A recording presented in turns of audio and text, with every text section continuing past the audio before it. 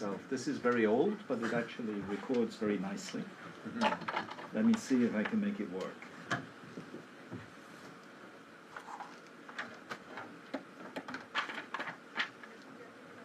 So I am actually going to be talking about fluid dynamics, but not the Navier-Stokes equations and the general conditions for their smoothness, because if I could give you the answer to that question, they would give me a prize and $1 million to go with it. But at least metaphorically, I will be mentioning issues that are connected to those equations and what they mean. Sorry, I'm waffling while I get this started.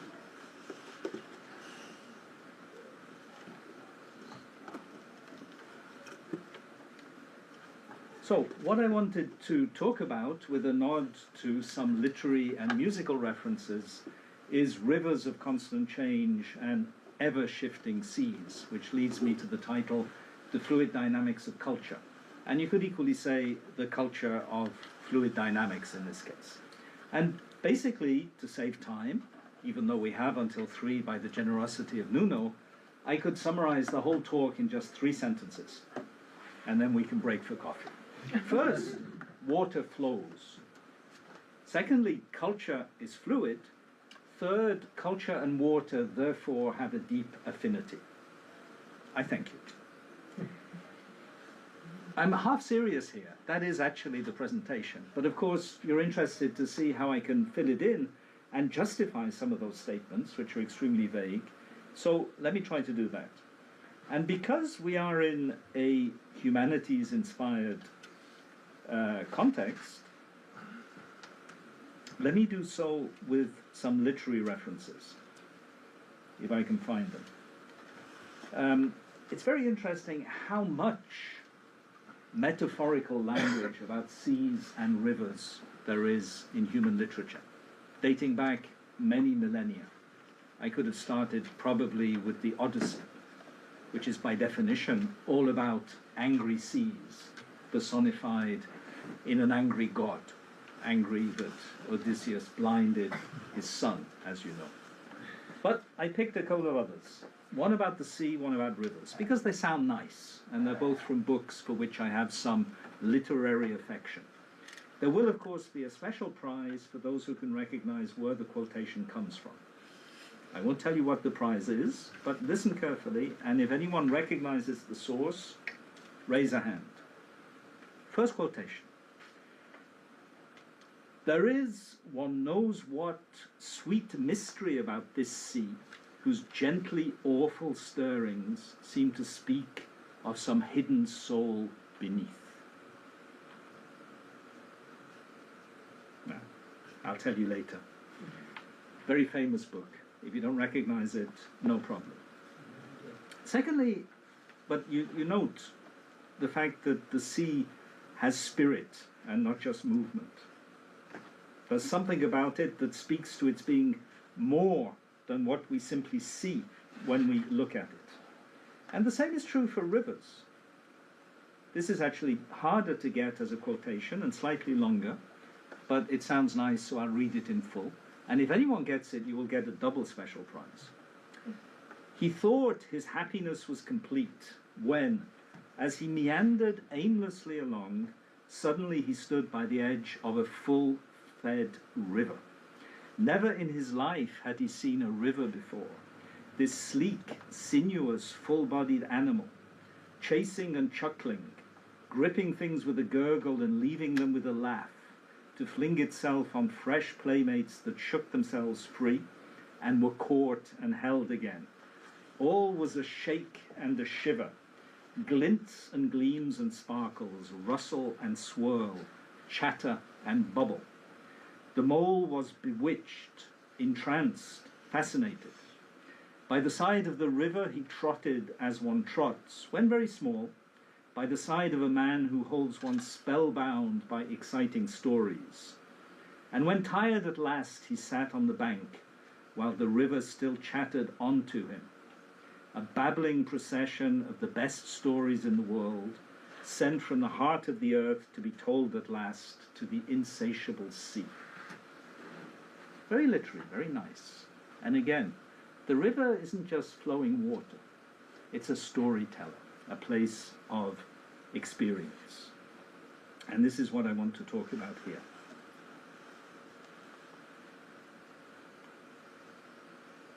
Sorry, some of this is handwritten, some of it isn't.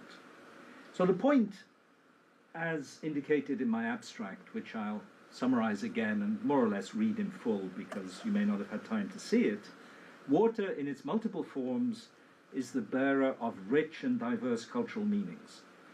And water that flows and shifts, as in the two quotations I just read, and since no one actually got them, the first, by the way, about the sea is from Herman Melville in Moby Dick.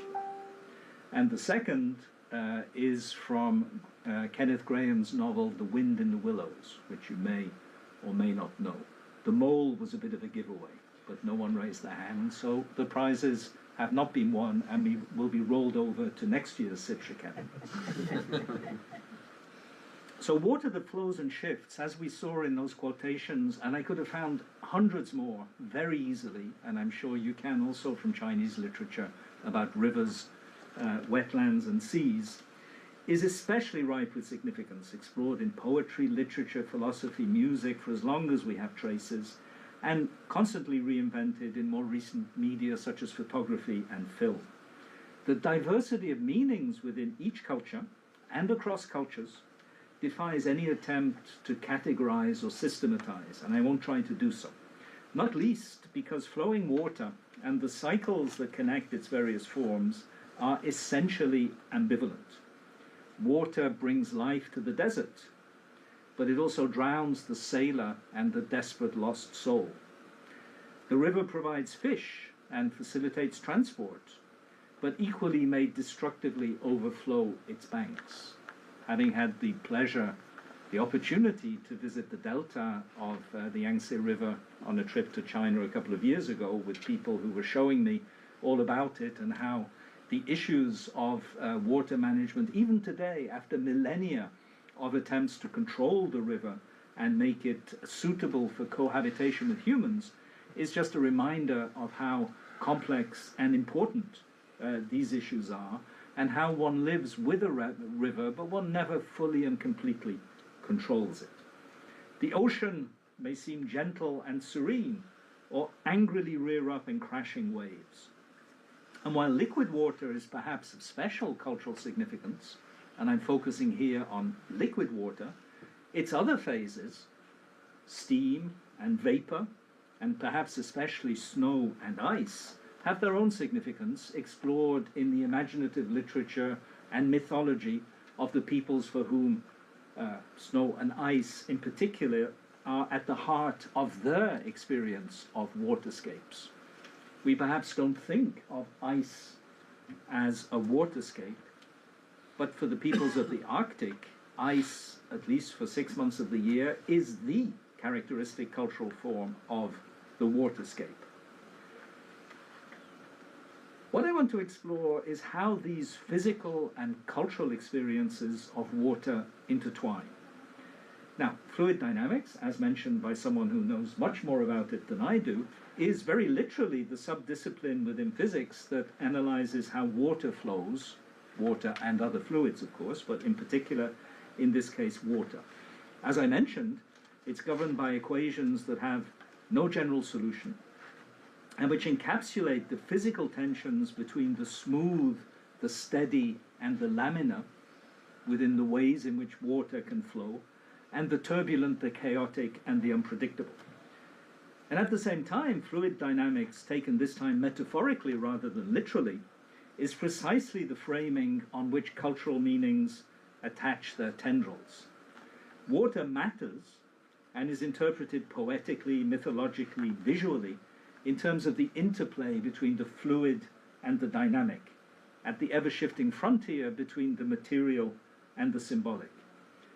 And yet at the same time, and inseparably, water is subject to technological control, and has been for many centuries. It's just that since the 19th century we've done more of it, as we have in other areas too, such as energy, for instance. Water is tamed for transport, for aquaculture, for energy production, for tourism, and for multiple other human objectives, all of which involve reducing and mastering the inherent dynamics, of the fluid, at the risk of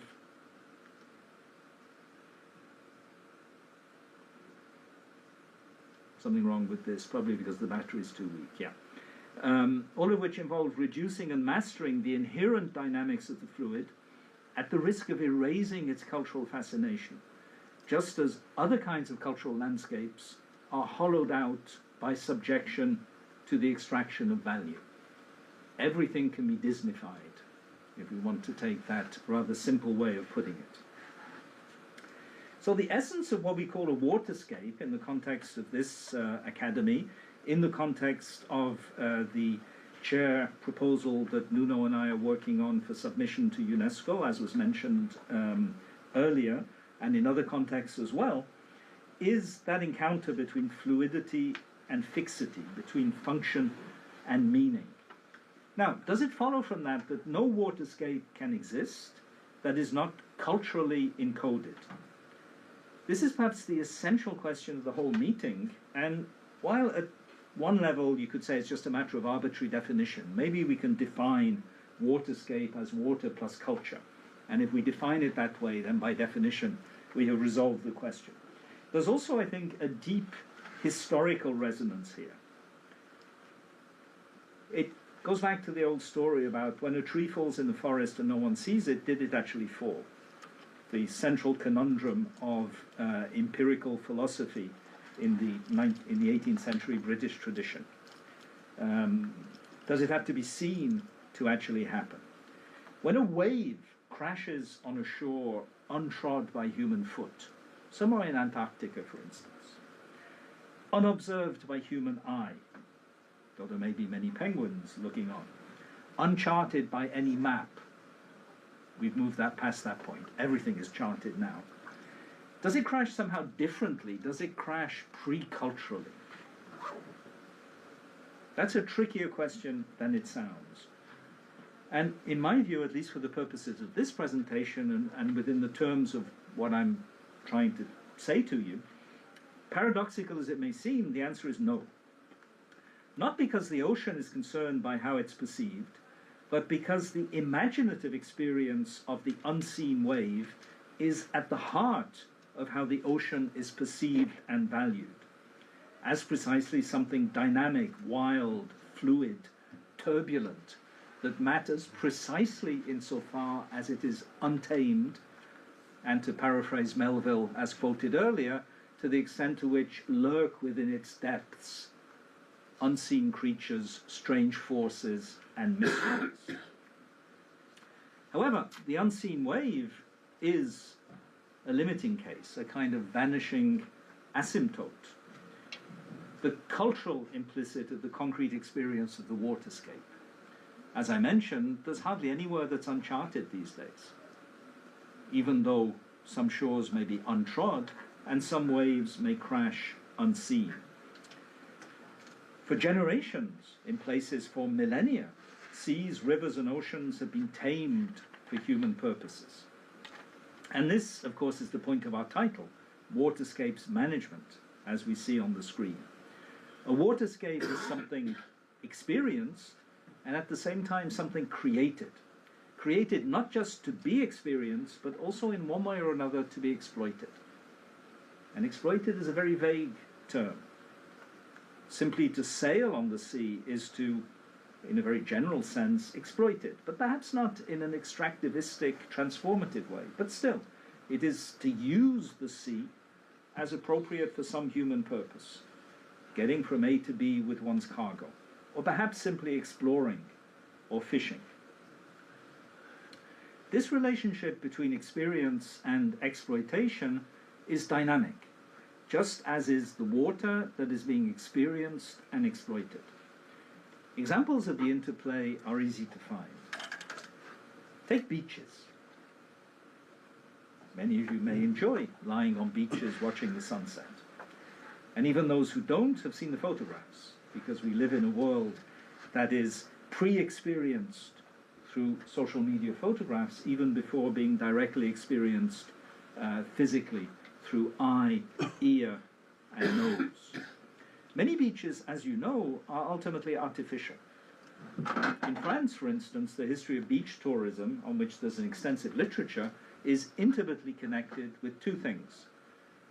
The cult of fresh air, which was largely invented by the English aristocracy in the 1820s and 1830s, and the railway, which made coasts that were previously wild and inaccessible, easily accessible to the prosperous urban classes, who had reason to want to enjoy the fresh air, believing it to be beneficial to health.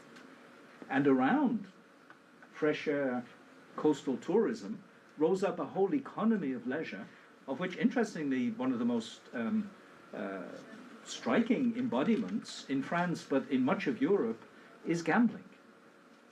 Casinos grew up in seaside towns. This is why the Principality of Monaco, to this day, is far more important than its very small size would entail. Because while casinos were still banned in France, it had a window of opportunity between the arrival of the railway and the legal authorization of casinos in other French coastal towns, like Deauville, Biarritz, and so on, to have a monopoly on gambling within French territory, broadly understood.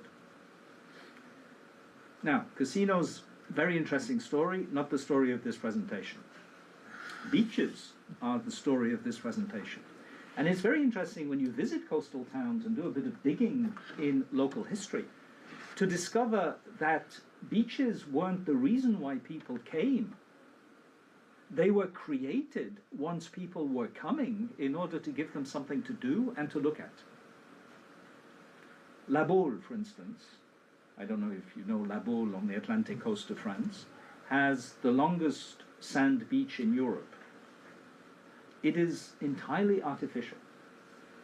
It was created in the 1870s as a deliberate project of coastal transformation in order to establish La Baule, which had recently received the blessing of a railway station, with the capacity to benefit from the new traffic.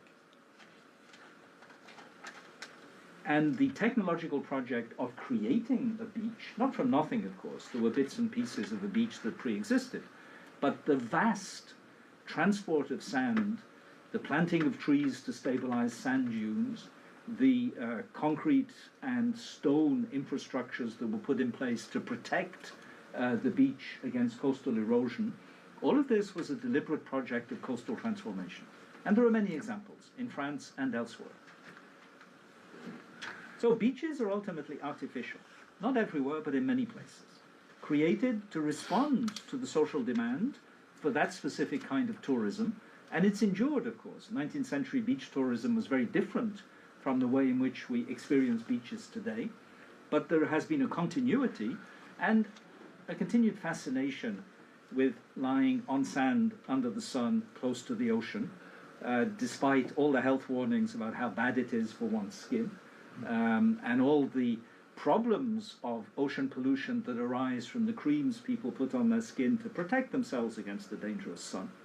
Despite all of that, and despite a certain decline in the fashion of looking cooked in polite society, we've actually, to some extent, if any of you have teenage children, you know this, come back to the idea that looking pale is actually a sign of higher social status than looking dark, something that in Asia has never gone away as a social norm.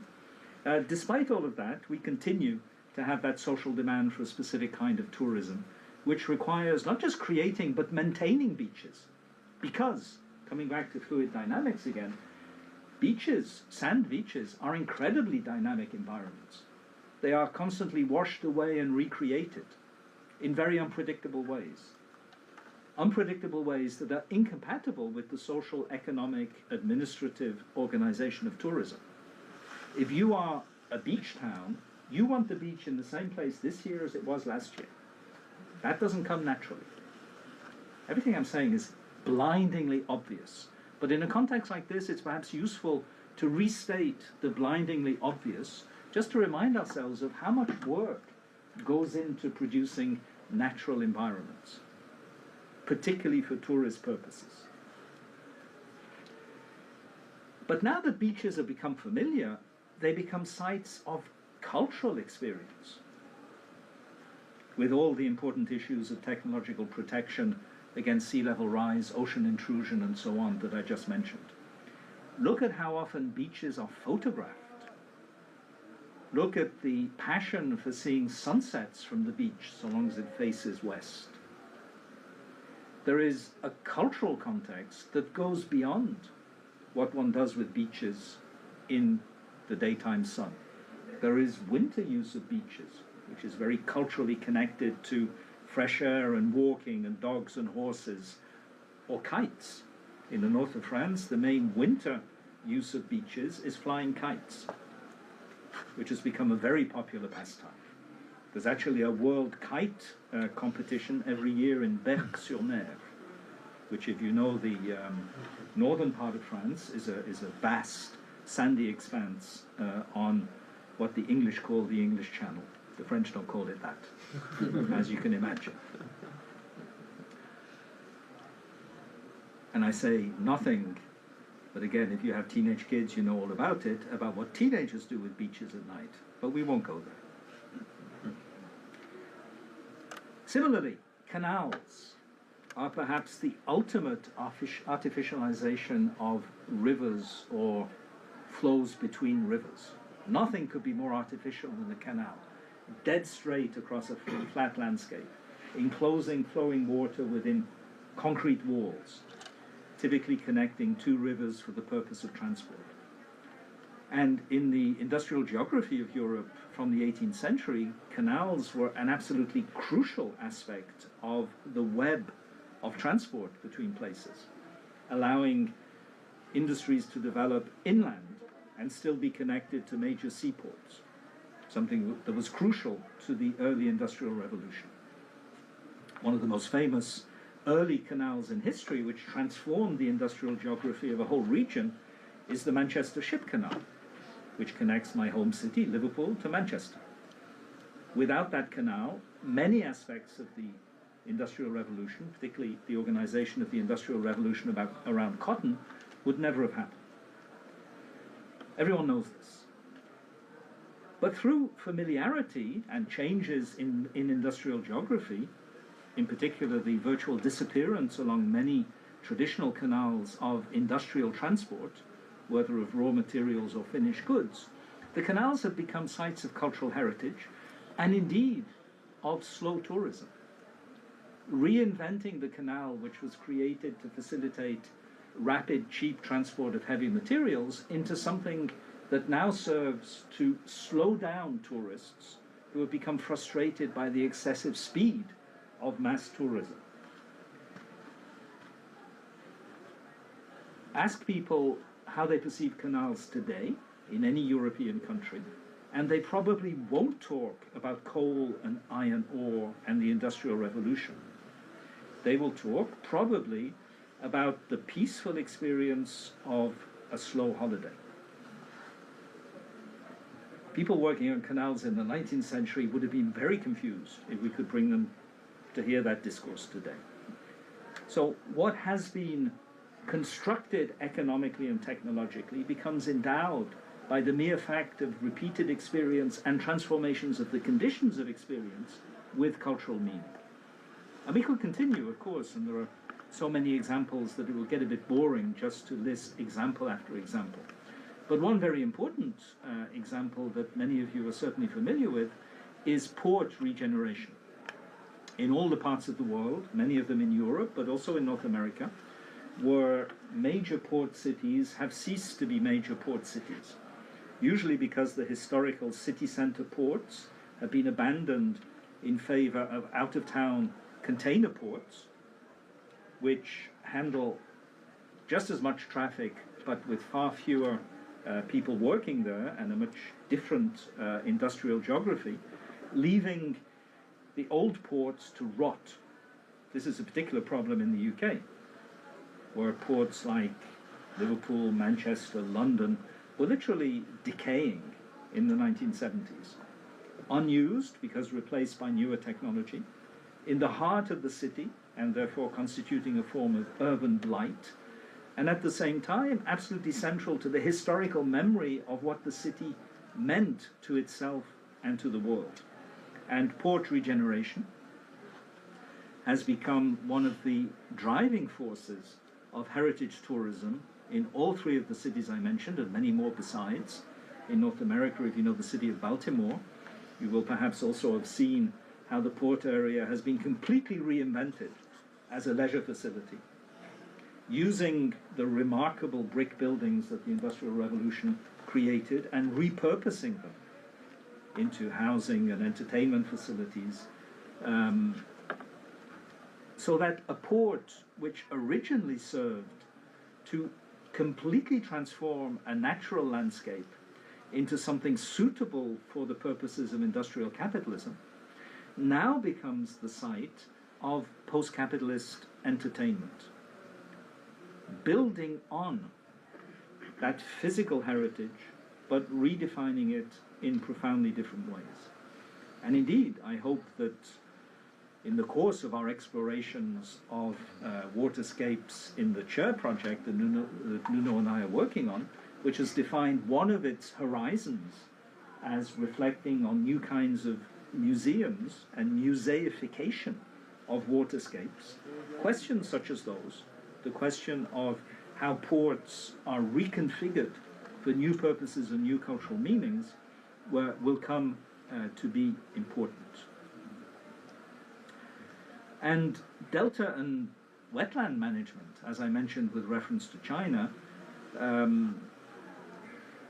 other countries have the same experience, is a constructed landscape over many centuries of dynamic coexistence with a valuable and dangerous river, which has created forms of heritage which are inseparably cultural and technological.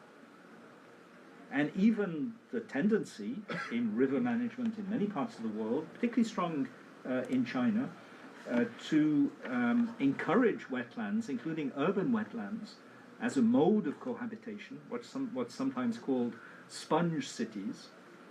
In other words, cities that use green spaces within the core of the city as a way of absorbing the risks of river overflow without damage to built infrastructure, but without needing to channel the river excessively for reasons that are partly technological, because over-channeled rivers are safe until they cease to be safe, and when they flood, they're actually more dangerous than naturally flowing rivers, and also because of the perception that rivers should be flowing a bit more freely, because a free-flowing river has the kind of cultural meaning that was referred to in my Kenneth Graham quote.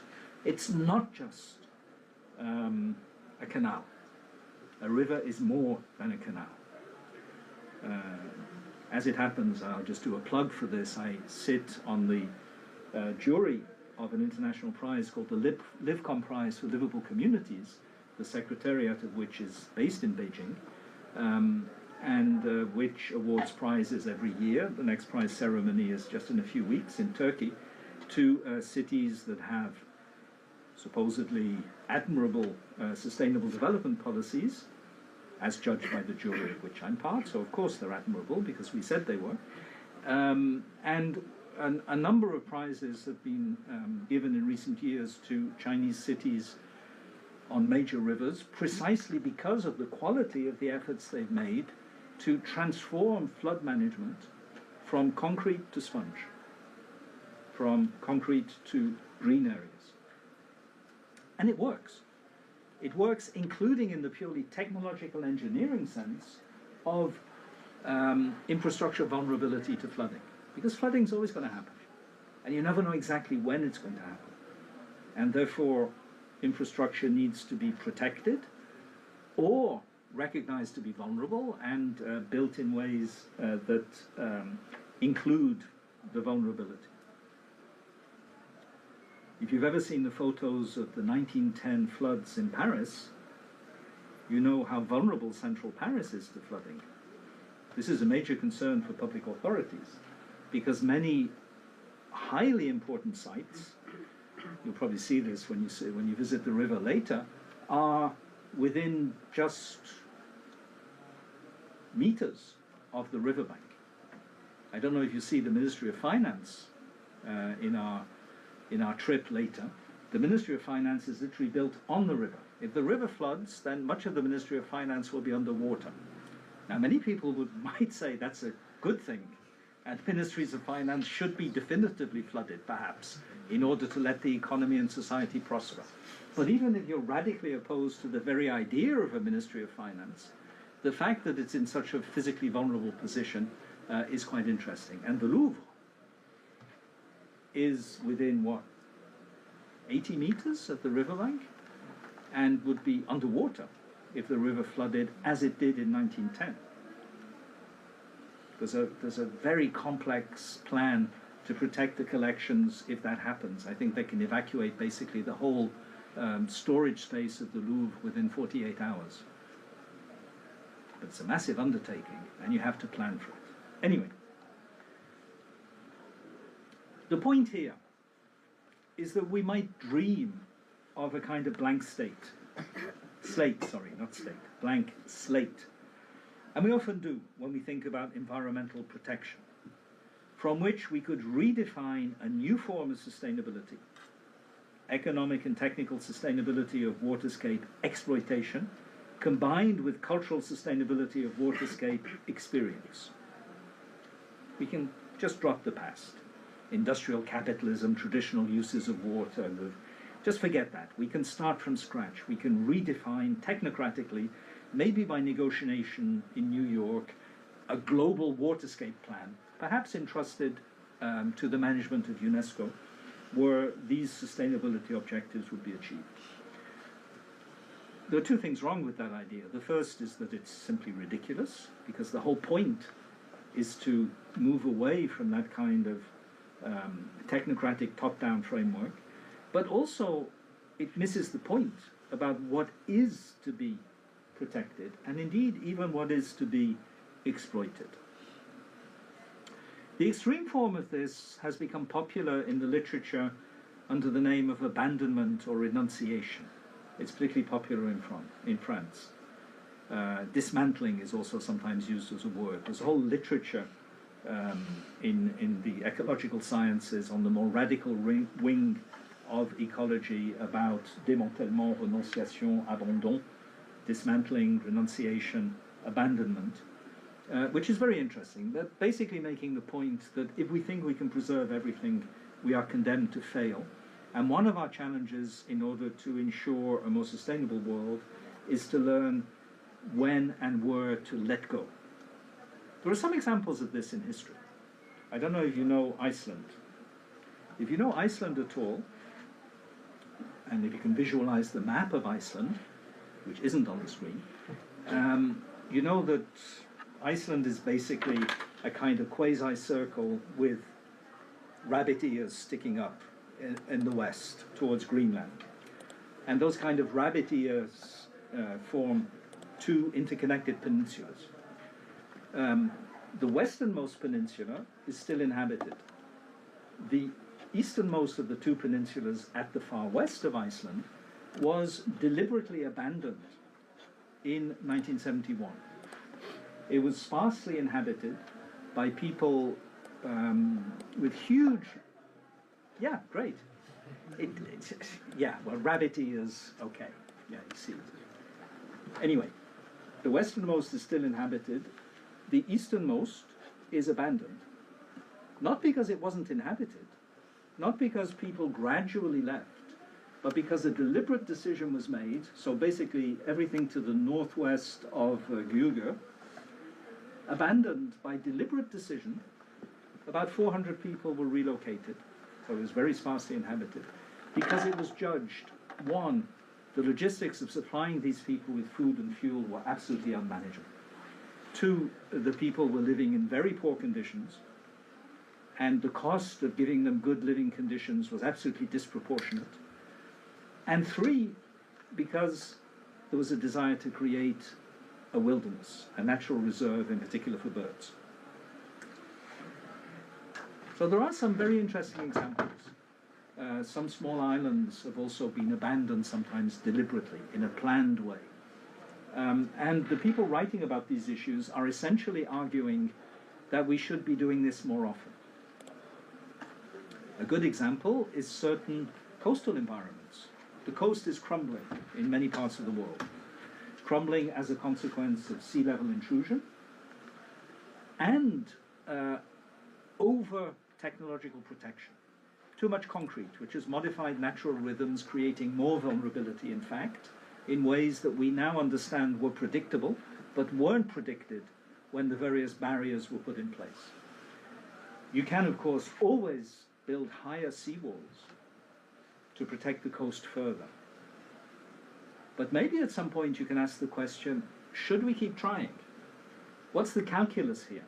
What is the reasonable decision when it becomes incredibly expensive to protect a coast, which is destroyed by being protected because it becomes simply concrete? What if we abandoned it and let it not exactly return to a natural state, but at least decay from the point that it's reached? That is the question of renunciation, which isn't limited to coasts, of course, or to remote Icelandic peninsulas. It can also be applied, say, to industrial facilities and other kinds of built environments. But as you can see, even here, this isn't really related to the idea of a pristine wilderness as it framed the first phase of environmental protection, particularly in the US, particularly the movement led by Aldo Leopold to create natural parks which were devoid of human inhabitation and indeed devoid of human impact. The idea of the wilderness, which is very much a North American, not a European idea, was central, but refers to something very different. Here we're talking not about a wilderness untouched by human hands, but about a transformation of the dynamic relations between humans and their environments, and in this case, their waterscapes.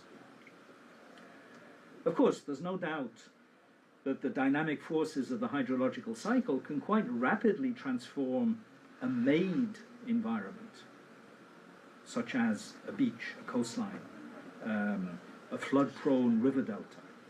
The transformation will be fairly quick, and things that were built there and are not sustainable will crumble and collapse if they are left to crumble and collapse.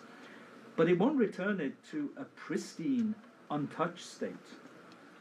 It will transform it, not return it, into a new hybrid state that is defined, among other things, by the protocols and mechanisms that have been put in place to abandon it. Abandonment is not doing nothing, it's doing something. And that, I think, is the key point, which some in the literature recognize, some perhaps recognize insufficiently.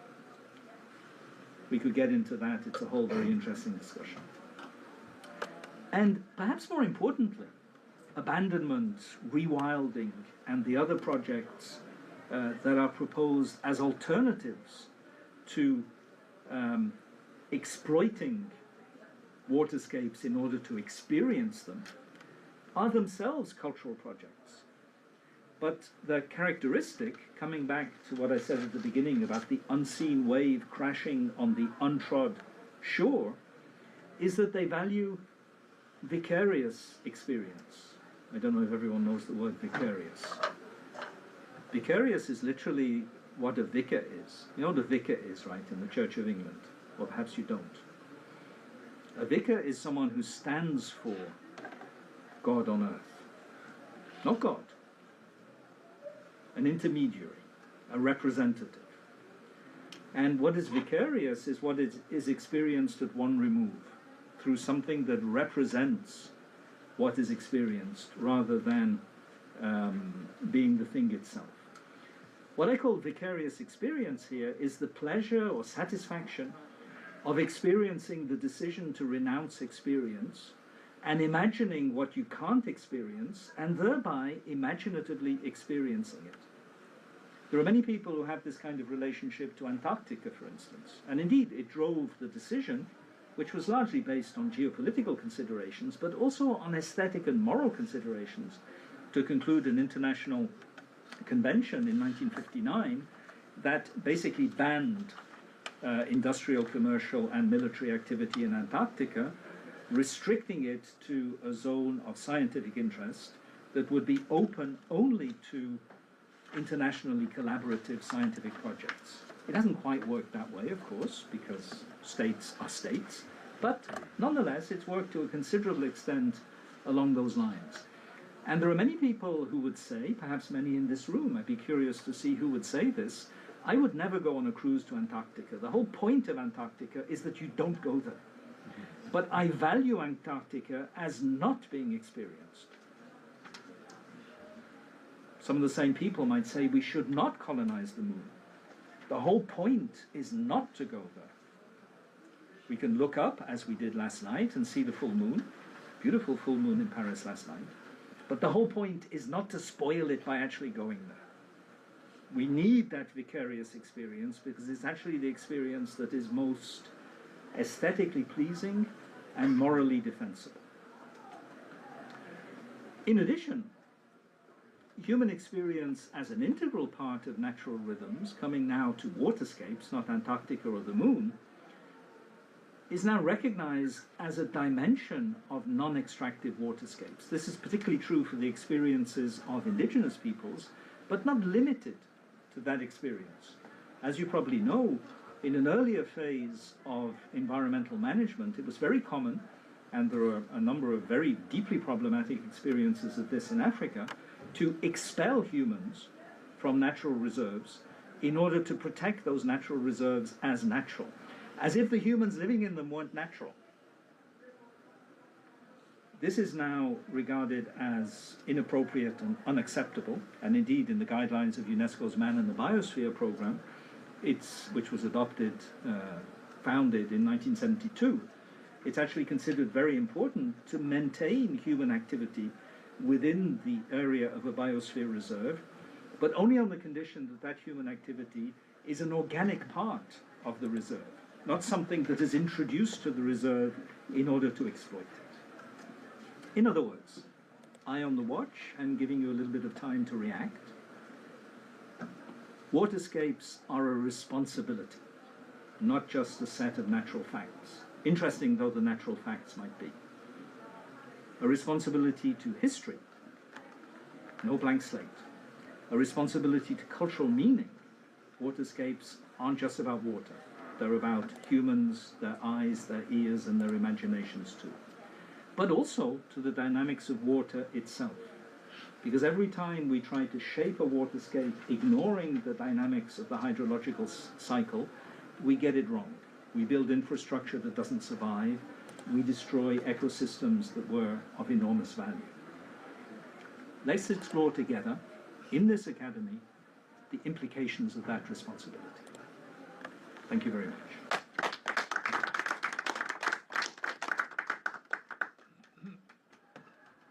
Thank you, John.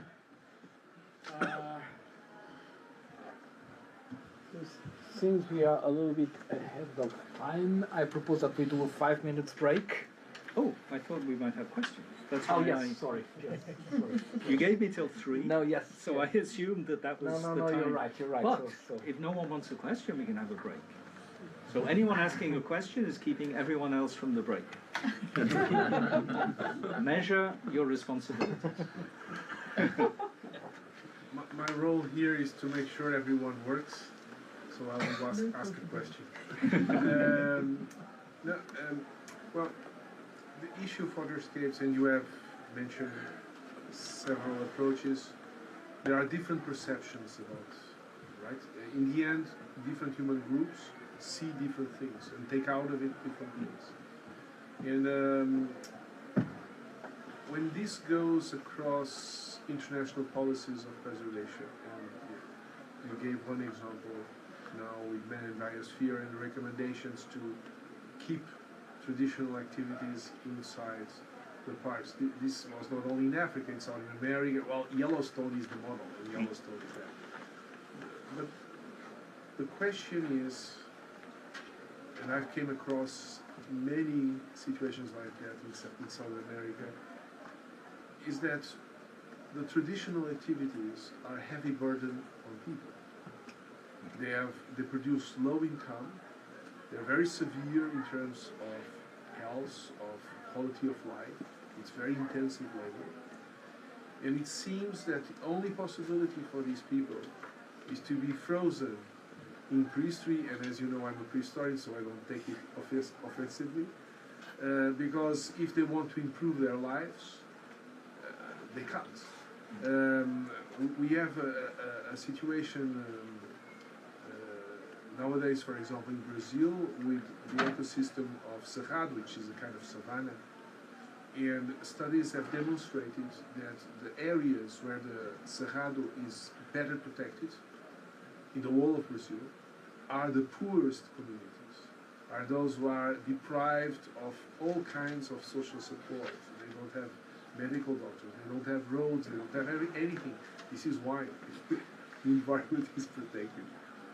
So how do you see this? Because there's a tremendous tension, and we all know about the discussions of Amazonia, for example. When they are seen from the outside, it looks like the government in each moment is trying to destroy Amazon. Then, when the government changes, everything remains the same. Because in the end, the people living in the Amazon need, or want, I don't know if they need, but they want a change, because the alternative is to die young. Yeah. So, how do you... Very good point. And this goes to the heart of some of the problems with traditional ideas of conservation, which is that by focusing on the natural environment as if it wasn't a hybrid natural-human environment, you end up protecting a certain idea of nature at the expense of the humans that cohabit with it. And the question of responsibility cannot be only the responsibility towards the waterscape or the natural world, the fish, the rocks, the beach. It has to be also the responsibilities towards the people who live there. And that tends to be systematically neglected. In the international system, I worked for a specialized UN agency for 18 years, so I know this discourse by heart. But in the international system, the right to development is at the same level as all the other obligations to protect natural environments. And that right to development, as traditionally perceived, clashes with the protection of natural environments.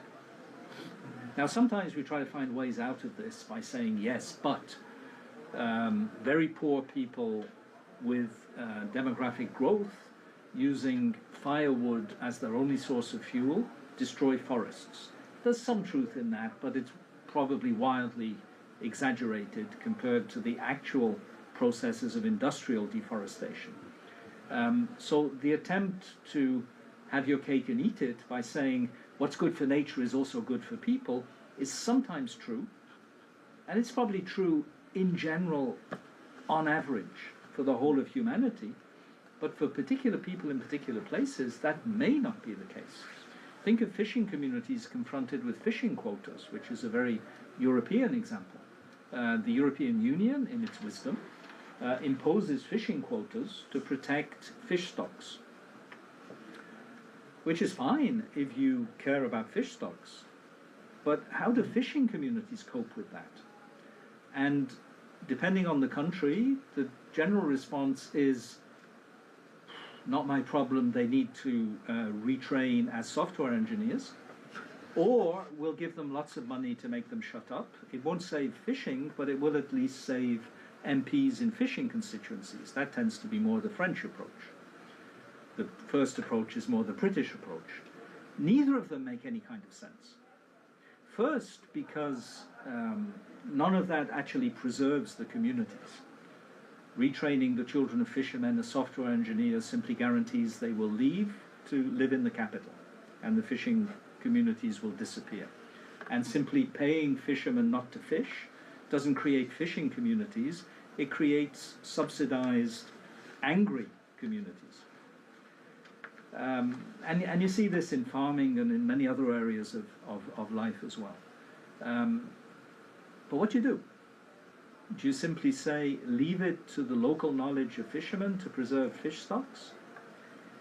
There's some evidence that this works in traditional communities with limited economic pressure.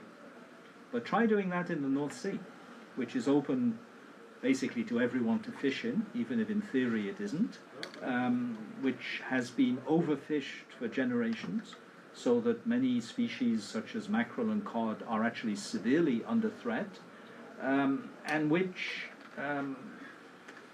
doesn't really have many alternatives in economic terms, except oil, gas and wind.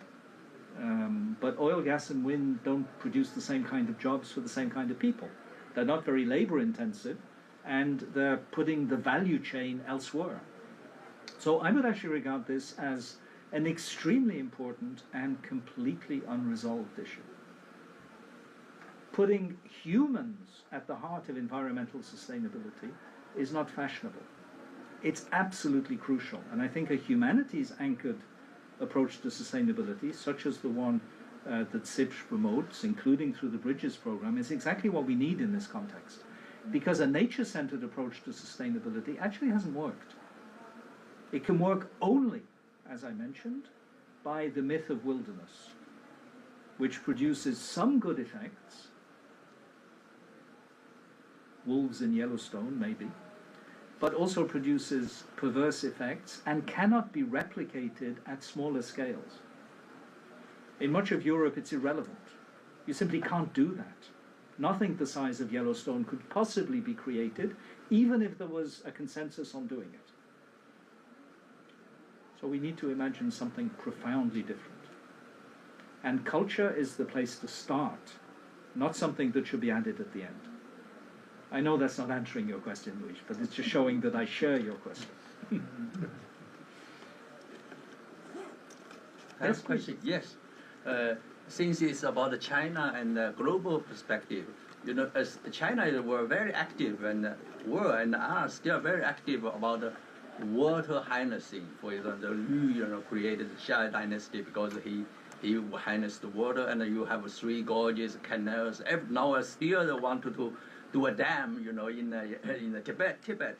So, from your perspective, what's your comment on this Chinese proactivity? What's your attitude from a Western perspective, perhaps? Yeah. So I'm Chinese. I want to. Yeah. Good question. I've been largely convinced by the extensive literature on dams, which, coming from the environmental movement broadly understood, including environmental scientists, is very hostile to dams. Dams can produce large amounts of electricity. They can also contribute to the regulation of river flows. But I think there are better ways of regulating rivers and better ways of producing electricity. One of the flashpoints of this is going to be the plan which has existed on paper for many years but hasn't yet attracted finance, and the governance conditions aren't suitable, of building a mega dam of the same scale as the Chinese mega dams on the Congo River in Africa. The actual dam will be located on the territory of the Democratic Republic of Congo. And the governance issues, as you can imagine, are not very favorable to massive international finance at the moment. But at some point they might become so. And I think we're talking about something of the region of 18 gigawatts of electrical power for this planned dam, which would, of course, totally transform the hydrological cycle, the forest, for thousands of square kilometers, and obviously completely transform the whole economic system of the region. Would it be a net benefit to humans and the environment, counting both? I'm not sure. I think there are better ways these days. I think dams are the ultimate 20th century technology. Some 20th century technology was great. After all, my pen is 20th century technology and probably should be maintained. But I'm not sure that mega dams are still a great idea. But again, I'm no specialist, and that's a personal position based on my reading of the literature, including the technical literature. I wouldn't say more than that. Thank you. Good questions? Yes, Pierre. Maybe. In fact, I'd like to come back to the problem of overfishing. Typically in economics, for example, within Mediterranean Sea, of overfishing of tuna, it's we can analyze that in game theory like Dylan's prisoner, you know, and we know that the end of Dylan's prisoner is Nash equilibrium, which means that we can't avoid overfishing because everybody got an incentive to not respecting the quota, to overfish, because there is always solution to go through the quota. And actually it seems that there is no solution to that.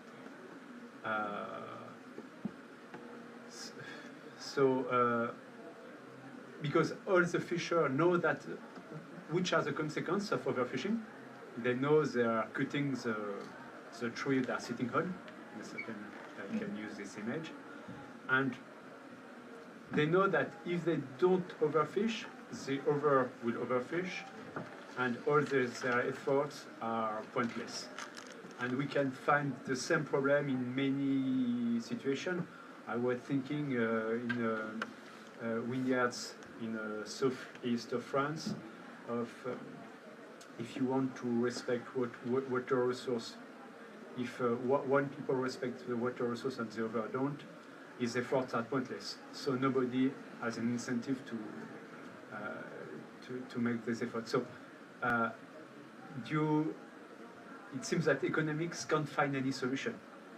In other science, in other social science, do you see any way to go out of this prisoner's dilemma? Yes. The prisoner's dilemma depends on a key assumption: no communication between the prisoners. And that assumption is sociologically wildly implausible. At the very minimum, the fishing game is a repeated prisoner's dilemma, and repetition is a proxy for communication.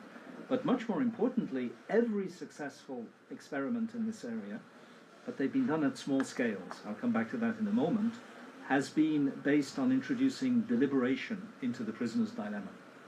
Once the prisoners can deliberate, things become less determinate, but also much more open.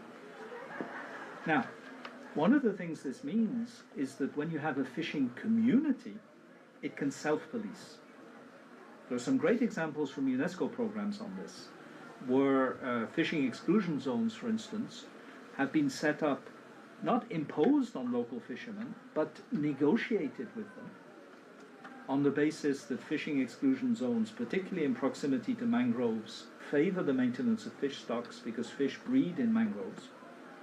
So if you avoid fishing fish that are too young, you maintain the vitality of the population. Every fisherman knows this, but as you say, there's mutual suspicion between fishermen. If you bring in an external authority to police the exclusion area, everyone cheats. If you build the exclusion area together with the population, they police it collectively. On the other hand, this isn't going to work in the Atlantic, which is international high seas, where non-European vessels are routinely fishing on a very large scale in European economic exclusion zone waters, but not territorial waters. And it definitely can't work in the North Sea, where the whole problem is that the North Sea is a shared space among people who traditionally don't talk to one another. So the answer to the prisoner's dilemma is deliberation.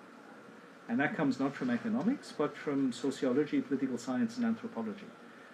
In theory, it's a game changer. Implementing it in practice is tricky.